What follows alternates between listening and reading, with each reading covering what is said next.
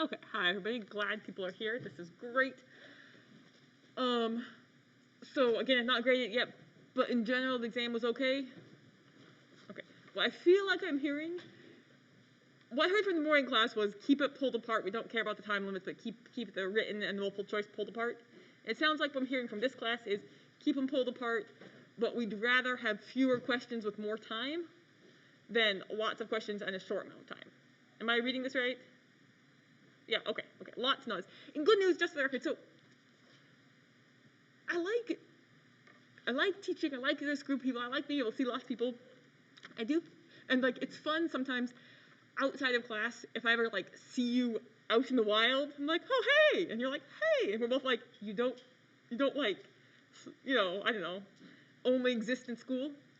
The sad part about that is then right after an exam, especially if I ever get creative and like the time limit's different or something, I'm like, if I find somebody out in the wild, they'll be like, what's wrong with you? You ruined my weekend. So, I'm gonna grade these. I do take into account that you're shorter on time. Like, I do know this, okay? I promise I know this. Alright. So, things for today. It is the 19th. It's the 19th? 19th. It's the 19th. Thank you. I should have this nailed down. It's the 19th of October. You are doing great. A month from now, you'll be like packing up for Thanksgiving. Deep breath. Everyone psychologically okay with this? No? Okay, we're not psychologically okay with this? Great. We're on to the third part of the class, and this is my personal favorite part of the class. And it's what you all signed up for, really, like, knowing about the chemistry is nice, knowing about the parts of the cell is also nice. This is where biology gets interesting, right? So, we're on to the concept of meiosis. It's not happening super frequently compared to mitosis, but it's very important. And there are some concepts that, like, people smoosh together in their heads, right? So, I don't know, have you heard of, like, the phrase kit and caboodle? Would anybody here be confident in telling which one's a kit and which one's a caboodle? You're like, there's a kit and a caboodle, but, who knows, right? They kind of smoosh together, right? People, I think, often have the problem with meiosis and mitosis, where they're like, yes, both have to do with pulling apart cells, but that's about where I'm at, right? So today is all about what actually is meiosis, okay? Honestly, this whole week is basically what is about meiosis. And this will answer some homework questions a little bit, I think.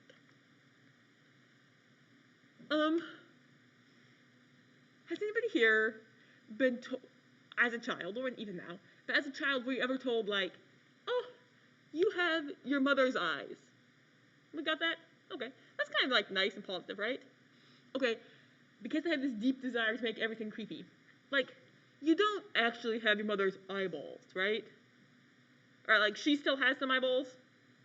Okay, is everyone sold on this? Like, your eyes might look like hers, but she didn't, like, give you her eyeballs. Is everyone sold on this? Okay, so creep, but this is important. So, children don't physically inherit their noses or their eyeballs or things from their parents. What they inherit from their parents are genes, okay? Genes get inherited, and so the offspring are going to get genes from their parents, and they're going to do that by inheriting chromosomes. Fair enough? Oh, one thing, just because I'm noticing changes in download number, just so you know, I'm assuming people know this, but oh, drat. Never mind, I'll just tell you. In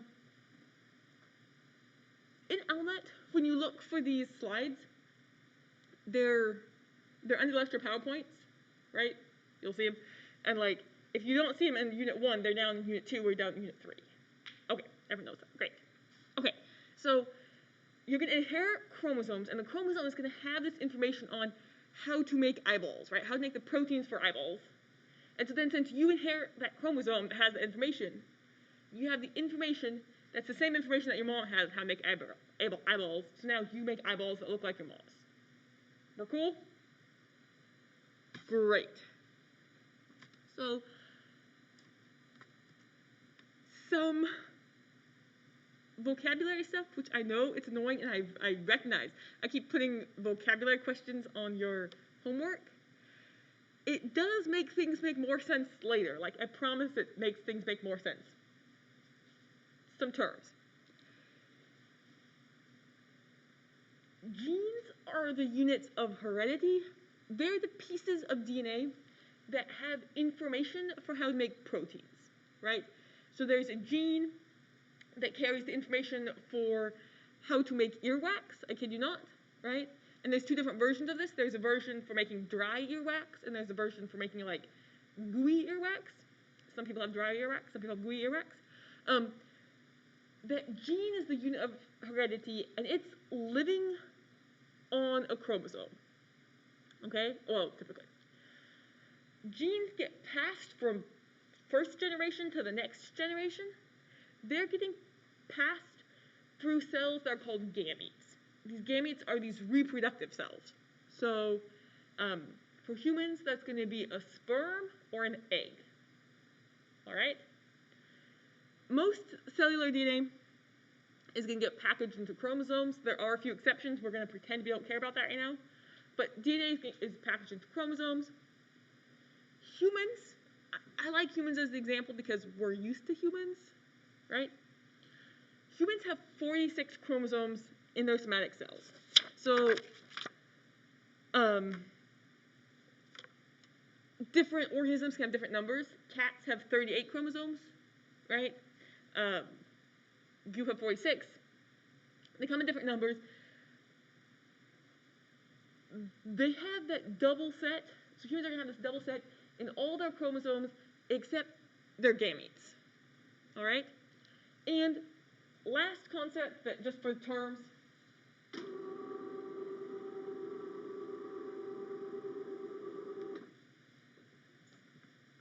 All right.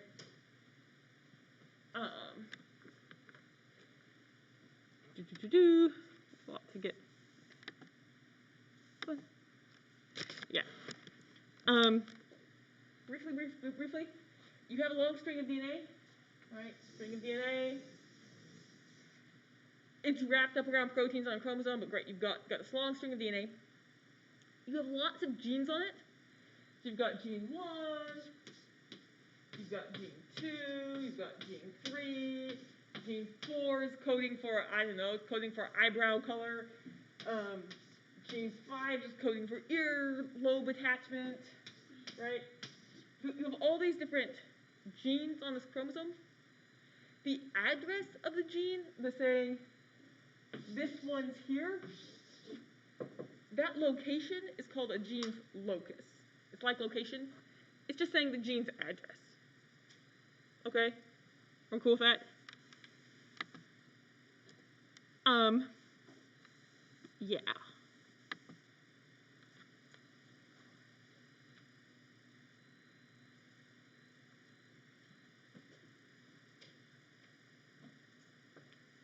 Oh, good grief. Yeah. So, we need to briefly talk about Greek mythology, and then we'll go back to class stuff. Yeah? Okay, appreciate it. Anybody here ever heard of this Greek monster called the Hydra? Yeah. If you've seen the Disney movie, The Hercules, which has nothing to do with Greek mythology really, but you know what Hydra is. Can somebody tell us what it is that is creepy? What is it? I know, right? You're like, I should stop cutting off heads. It's this thing, right? Okay. So that's what it is in mythology. In biology, there's also something called a Hydra, which is this little buddy here. It's adorable, and they're kind of awesome. And because we've been moving along at a nice, quick quick pace, we actually have time to look at hydras for a minute, for like 8 minutes. They're awesome. All 9 folks, this YouTube link in your notes is where we're at. They're really cool. Is that too loud? The Hydra of mythology. Is that okay? Gotcha. I've just decided that you're going to be my volume control, and so thank you. Appreciate it. Was a massive monster. If you cut off one of its heads, 2 more would grow back in its place. And its teeth had the power to raise skeletons. It lived in the lake of Lerna in the Argolis. We found our Hydra at a shopping mall. See, hydras are microanimals found in fresh water around the world, often attached to duckweed and wood floating on unpolluted ponds and streams. And while James, our enterprising master of microscopes, does often collect his various microbial samples from the great outdoors, in Poland, where James lives, the ponds and rivers are too cold most of the year for hydras. But he'd heard that hydras are a problem for aquarium owners. Thus, a trip to the mall. This is the first hydra he found. The microcosmos is a many-splendored thing, and sometimes what it uncovers is a toxin-tentacled, potentially immortal hunter hitching a ride on an aquatic snail inside a shopping mall aquarium. The good news is it doesn't have any teeth, so I think we're safe from the skeletons. Hydra belong to the phylum Cnidaria, which makes them a relative of jellyfish and sea anemone. Their bodies are small, about 10 to 20 millimeters in length, and also quite simple, composed of 2 cellular layers around a central cavity, which acts sort of like the hydra's stomach. At the end of this cavity, the hydra's body gives way to tentacles, which surround the hydra's mouth. Like our snail-bound friend from earlier, hydras usually secure themselves to hard surfaces, including stones and bits of plants. There, the hydra waits for food, its tentacles stretching up to 3 times the length of its body, in search for prey like crustaceans, insects, and even small fish. Much of the hydra's hunting ability lies in those tentacles, which are armed with little projectile cellular capsules called nematocysts. Here you can see some nematocysts that were discharged by a hydra, which happened due to mechanical stimulation of the nematocysts as the sample was being prepared. The cylindrical body of the nematocyst is attached to a long thread, which can serve different functions. One type of nematocyst is equipped with a thread that is designed to wind around the hydra's prey, while the thread of another kind of nematocyst has an opening at the tip which allows it to puncture the surface of the hydra's prey to inject a neurotoxin. When prey brushes up against the hydra's tentacles, the nematocysts are discharged quickly, and by quickly, I mean very fast. Experience around 5,410,000 Gs of force in as little a time as 700 nanoseconds. That incredible speed helps the thread of the nematocyst act like a harpoon and catch its prey. When the hydra isn't feeding, its mouth is sealed with the rest of its body in a continuous sheet of cells. So to eat, the hydra essentially has to tear a hole open in its body to let the prey in, which it does by sending neuronal signals that stretch the mouth apart until finally it rips open. Even more remarkable, hydras can open their mouths wider than their body, which lets them eat prey that is bigger than them. Inside the hydra, the prey is broken down into particles that are taken up by surrounding digestive cells. Now, hydra, let's just get this out of the way, don't have an anus, so the remaining undigested bits of food go out the same way they came in, through the mouth. You may have noticed that the hydras we've shown are either brown or green. You may have guessed, based on occurrences of the color green in previous episodes, that it suggests something about chloroplasts.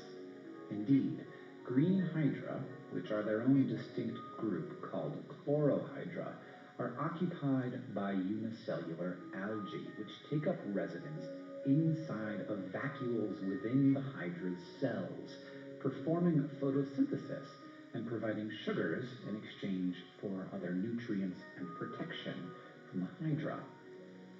Hydras have fascinated biologists for centuries thanks to their spectacular regeneration abilities.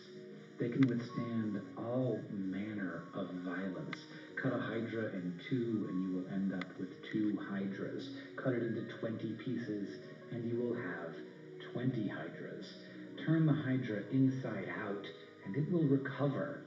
Scientists have even blended hydras down to their cellular components, spun them in a centrifuge so they pack together, and watched as the cells sort themselves back into hydra. They're really cool. Thank you for humoring me, everybody. They're very cool. Okay? Just be impressed with the coolness. Okay. That being said, so Hydra's great, right? They can pull themselves apart, which is like the most uncomfortable way to eat, right? Like, I should like pull a hole in me and put food in and close it back up. But it works for them. That's great. And then if you cut them in half, right, then there are two hydras, right? And remind me, this happened for bacteria as well, right? If you have a little bacteria buddy, and it does its binary fission, right? You pull it apart. Now there are two bacteria buddies, right? You don't do that, right? What's cool with this? Like, if a part of you comes off, a baby tooth, whatever it is, there's not suddenly a new one of you. Everyone's cool with this? Great. So, briefly, reproduction is when you make new individuals, okay? Asexual reproduction, you're having one single individual pass on all its genetic information to its offspring, right? So if the hydra pulls itself apart, or gets cut apart, the genetic information from hydra 1 is now also in hydra 2, okay? A clone, I realize in popular culture is this kind of idea, okay? But a clone is just a group of genetically identical individuals from the same parent, all right? And you've actually probably eaten clones. Bananas are often an example of this. Potatoes are probably an easier example. I should actually put a potato picture up here. Does anybody know how to grow potatoes? Yeah. Okay, you just put them in the ground. Raven, same deal? You just put the potato in the ground? Okay. Question, aspiring potato farmers that we are. You have potato. You can cut it into several pieces, right? And put each of those pieces in the ground, right? So then the genetic information in that potato, right, it keeps growing, grows a plant, right? Cool. You can pull off potato from that, cut it up, keep going. There's no seeds involved in that. Like, if you let potatoes grow long enough, they'll actually flower. If you put it in the back of your, like, you put it in the back of your fridge and you forget about it and comes back and it's sprouting? Yeah, okay. If you let that grow long enough, you could eventually flower it.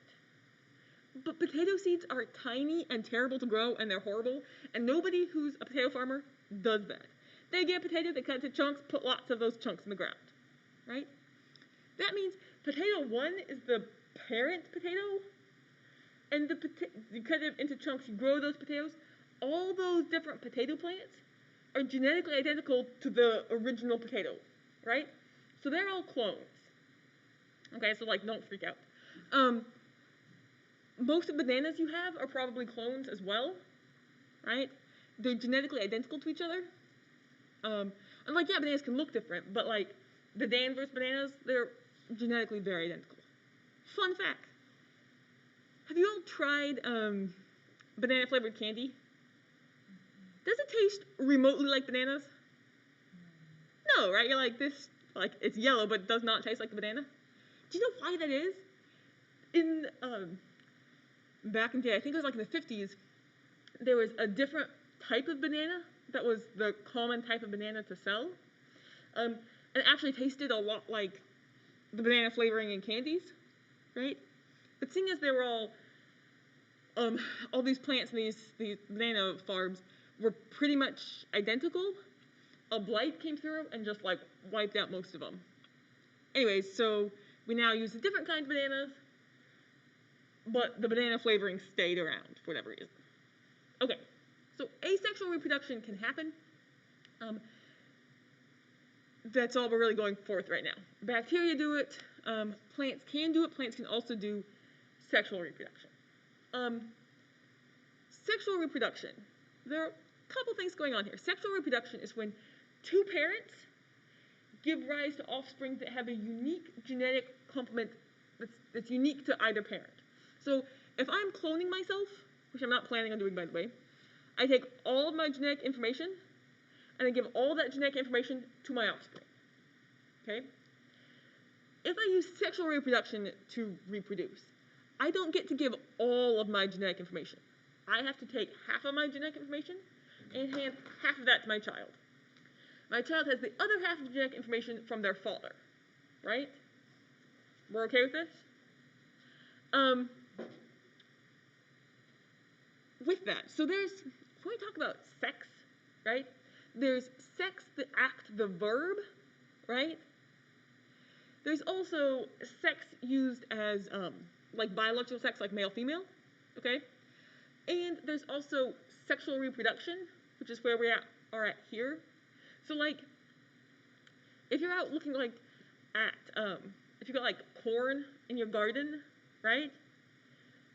Corn gets to reproduce by sexual reproduction as well, even though I realize you probably don't see corn and you're all like, oh, close your eyes, right? Okay, we're okay with this? We're at sexual reproduction, which is two parents giving rise to offspring with unique combination of genes. So you could have, say, part of a seed and some pollen. You can have it come together and go on. We're cool with this? Okay. It can be confusing sometimes. All right. So we're back to being in humans. Great, go humans. A human somatic cell, in your scalp, in your spleen, wherever it is, your human somatic cell, you're expecting 23 pairs of chromosomes. So how many chromosome period do we have then? Yeah, 46, right? We've got 23 pairs, right? If you have 23 pairs of socks, you're expecting 46 individual socks. Fair enough? Okay. You'll see chromosomes displayed like this, where you have this picture here. That's called a karyotype. It's just an organized display of the chromosomes. They don't live in the cell lined up like this, okay, typically, but it's nice to see them like that. So you've got 23 pairs. You've got this chromosome 1 right here, right? You have another chromosome 1 as well. You have 2 chromosome 1s. The naming strategy for these was legitimately, we're going to call the biggest 1, and note how they get smaller, right? It's numbered by size, okay? This chromosome 1 is physically distinct and different from this chromosome 1. Is everyone okay with this? Right? And this picture that we're looking at right now, you do have these chromosomes have duplicated, but who cares if they duplicated? This chromosome, even with their sister chromatids, that's individually distinct from this chromosome here. Okay? Those chromosomes, right, the two pairs in the chromosomes that are like each other are called homologous pairs, or homologous chromosomes, or the easy way to do it is just they're called homologs. Okay? So, like, in my silverware drawer, we have spoons because we're civilized and we get spoons and forks, right? Great. Not all of our spoons look identical, all right? So most of them do, actually. I'm very proud of myself that most of them are reasonably similar. But we've got a spoon that looks something like this, right? Okay. We've got a spoon that looks something like that spoon, okay? They're both obviously spoons, right? Like, if you came over to dinner and I handed you the spoon, you might be like, what is this strange object? Okay? But they do look a little bit different, right? You could tell the difference between them, right? Cool with that? They're physically different spoons, right? And they're not identical. This one has different, like, little decorative bits on the end. Fair enough? Okay. Homologous chromosomes behave the same way, in that they're going to be the same length, they're going to be the same shape, they're going to control the same characters, right? So if chromosome 1 controls, bone marrow production of protein X, right? Both of those chromosomes in the pair have that gene on them, or should have that gene on them, right? They might be slightly different versions of the gene. One gene might be like, yeah, make it fast. And the other one's like, yeah, okay, we'll just, like, get going on it, okay? But those chromosomes, they're homologous pairs. They're very, very similar. Is everyone okay with this? Okay, this is important. It's not like these different chromosomes have completely different things that they're coding for. Everyone's with me here? Beautiful. A couple random caveats here. The sex, okay, so most of these chromosomes here, up through set 22, they're called autosomes. And those homologous chromosomes are just, like, very, very, very similar. There are sex chromosomes. So again, not all animals behave the same way with sex determination. Like, briefly, we're going to go into sea turtles. We all like sea turtles, right? Go sea turtles. For sea turtles, sex isn't determined by chromosome. It's determined by how warm the egg is during incubation. So you've got this gene that codes for basically, do I go male or do I go female? Right? You've got this gene. And if the eggs are incubated cold, it's reasonably cool, the little baby turtles are males. And if the eggs incubated warm, they're little baby female sea turtles. Okay? For humans, I realize there are exceptions and things get interesting, but in general, the way this works is you've got these right here, X and Y. They're the sex chromosomes, and what Y has on it, Y has a sex determining region. It's got this little chunk that basically says dump testosterone into the system on the developing fetus. So I think it's about week 12. If you have this little Y, you basically pour testosterone on to trigger maleness. Okay with that? And so if you don't have that, you don't do that. So far so good. It's more complicated than that, but that's the basic gist. So everyone's cool with me so far? We're good where we're at? You've got 23 pairs. They're all autosomes except this XY. Human females, homologous pairs of X's. Human males, 1X, 1Y. Cool? Now, this individual here, male or female? Male, right? Here.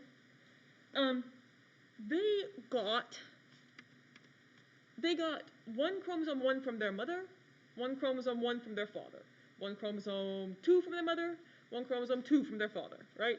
Whole thing. With this one, you actually know they got the X from their mom and the Y from their dad, because their dad's the only parent that had a Y to give them. But the rest of these, they got one from mom, one from dad. Great. And now they have this full set in each cell of two chromosomes, of each type of chromosomes. They've got a homologous pair. I feel like I'm saying the same thing over and over. I should move on. Everyone's okay with this? Great. So, yeah. In a somatic cell, of the human, you've got 2 sets of 23. So if you were in a cat, you'd have 2 sets of 19. Okay? So far, so good. A diploid cell has those 2 sets of chromosomes, right? When you see that DI, that you're expecting 2, it's diploid, 2 sets of chromosomes. So for humans, the diploid number is 2n, right? We've got 2 sets of n number of chromosomes. Diploid number, 46. Everyone's with me here? In the gametes, so the sperm or the unfertilized egg, it's got half that. It's a haploid cell, right? So somatic cells are going to be, all the somatic cells you're expecting the diploid to be 2n. Gametes, you're expecting to be haploid. So you're expecting them to be n. So for humans, haploid is 23, right? So you'd have one of each of the chromosome pairs, and so one of each of the autosomes and one of the sex chromosomes. We're good?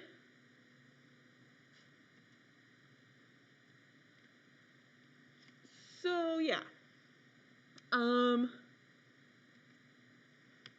We're looking at a somatic cell here. This organism has 2n equals 6, so this is a diploid cell. And we can see that, yeah, it's got this nice long chromosome is replicated because I'm showing it after it's been replicated. Where's this chromosome's homologous pair? Say it? Long bluid, right? Same length, right? Like, we all are okay that in real life they're not color-coded? Okay. This is just color-coded to show that, yeah, these ones came from dad, these ones came from mom. But then you keep just replicating this again and again and again. Right?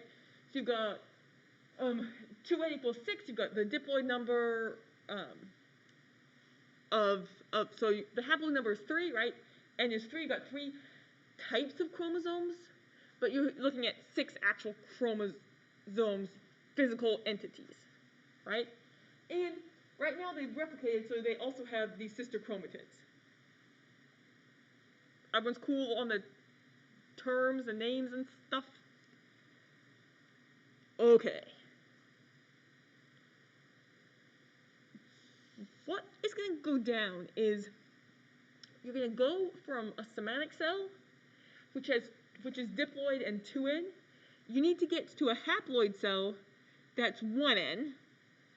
And then you need to put 2 haploid cells back together to make them back 2n. So fertilization is where you're going to put together 2 haploid cells back together. Once that fertilization happens, so once the sperm and the unfertilized egg actually fertilize and, I'm trying to say fuse and merge at the same time, and I don't know what word that was. Then you've got a zygote, and that zygote has 1 set of chromosomes from each parent. So now they have 2 sets of chromosomes. They've got their full diploid set. And then they're going to go into mitosis and just keep copying those, becoming an adult. They never worry about meiosis until they're trying to form their own gametes. Yeah? Here's this picture. So, multicellular diploid adults, right? Your somatic cells, 2n, 46. In the ovaries or the testes, depending on if you're male or female, you need to take that diploid cell that you have, and you need to somehow get it to be haploid. So right now it's diploid, here 2N. You need to make a haploid, just 1N cell. Haploid 1N cell. And now that you have two different 1N cells, you're going to smush them back together and have a diploid gamete. Sorry, diploid zygote. Sorry, two gametes making a zygote. And now you're back to 2N46. We're cool? Great. So, to get from here, where you have this somatic cell that's got a diploid number of chromosomes, to where you have a haploid gamete, that's what we're spending the rest of the time on today. You're going to do this using something called meiosis, okay? So, it's really easy to get these two mixed up because mitosis and meiosis are both going to replicate chromosomes, right? So you're explaining this to somebody like, okay, I'm learning about something in class. You replicate chromosomes, and then you divide the cell. You could be talking about either. But in mitosis, you replicate chromosomes, and then you cut once. In meiosis, you replicate chromosomes, and then you cut once, and then you cut again. I know, right? Yeah. Also, if you're trying to remember this, it's dumb, but you need to remember it because they're easy to get confused. Note the me aspect in meiosis. To make me, my parents had to fuse gametes together. Note the me. Yeah. The meiosis, it's the sexual reproduction version. All right? Mitosis is the kind that's just happening all the time. We're going to watch this exciting video called Bioflix of Meiosis, and then we'll talk about it. And I recognize you have more slides than this. I made it really big so that we have, however far we go, we pick up there on Wednesday. Here's our exciting film. Too loud? It's okay? Okay. Eggs and sperm through the process of meiosis. Here, we'll follow the production of male gametes by focusing on this cell as it goes through meiosis. Let's begin in the nucleus, where genetic information is stored in chromosomes. Most of a person's cells are diploid, with two sets of chromosomes.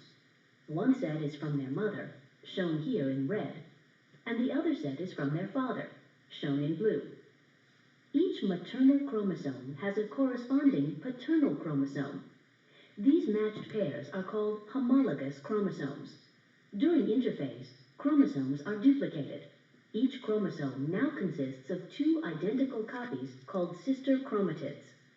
Zooming in, we see that each sister chromatid is made up of DNA wound around histone proteins.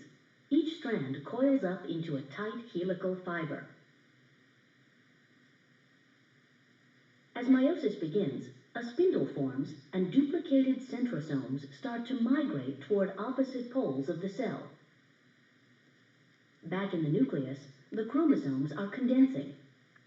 In meiosis, homologous chromosomes stick together in pairs.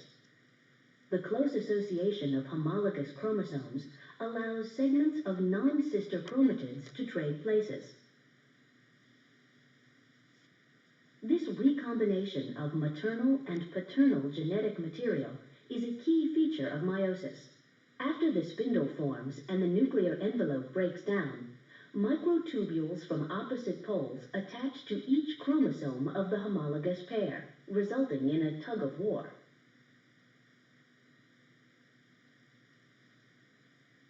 At metaphase 1, the chromosome pairs are positioned in the middle of the cell.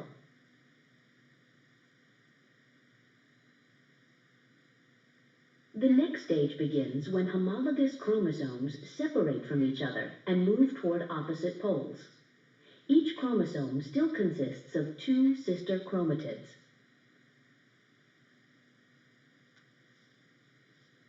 This cell began meiosis with 46 chromosomes, but each daughter cell now has only 23 chromosomes.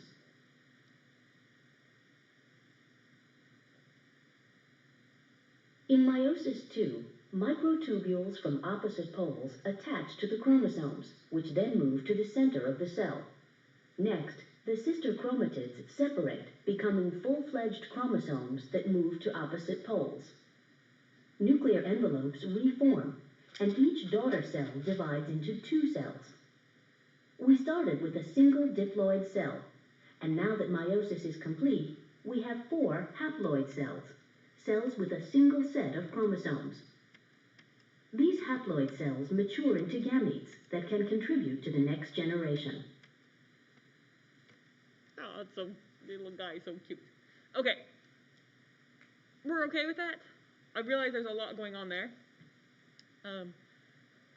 We will talk about all of this on Wednesday, but we're just going to look at the 2 side by side, okay? So we've got mitosis over there on the left and meiosis over here on the right. Right? I shouldn't put my stick away. I was trying to be all organized. Put my stick away. Okay. We've got that parent cell up there that's 2n equals 6, right? It's got 2 sets of 3 chromosomes, right? That's the parent cell. Cool. As we follow along in mitosis, right, as it's just replicating, dividing, just making more of itself, mitosis, right? We duplicate those chromosomes. Great. We still have 6 chromosomes here, but they're duplicated. They've got the sister chromatids attached. They line up along the base plate. You pull them apart, and now you're back to 2 2n cells as opposed to just 1 2n cell. But this cell down here looks identical to that parent cell. Everyone's good with that? Okay. If instead of going through mitosis, the cell is going to go through meiosis, this cell starts as this diploid cell.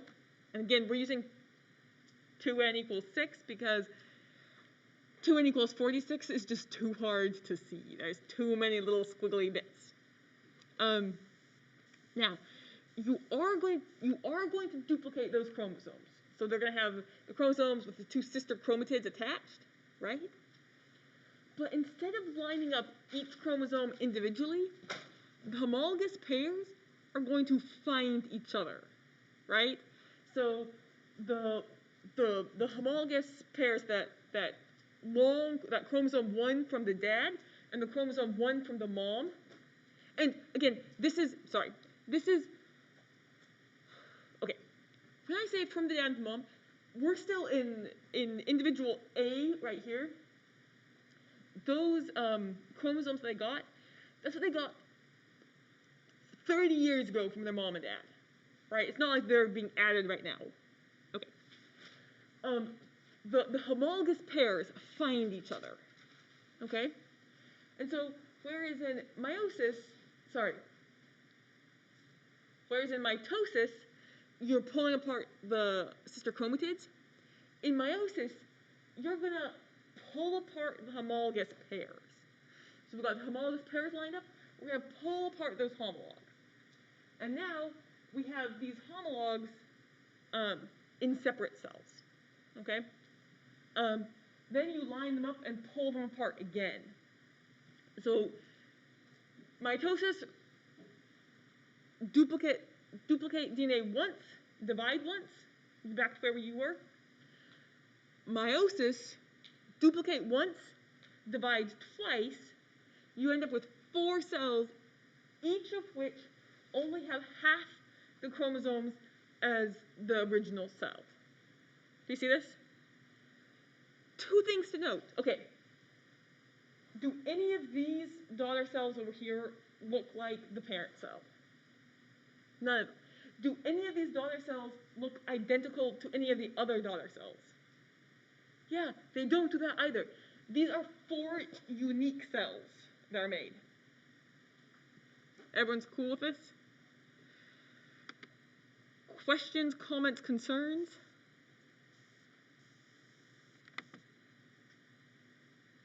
No? Okay, great.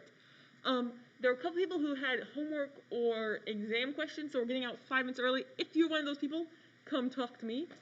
Otherwise, I will see you on Wednesday. And remember about lab and all that jazz, right?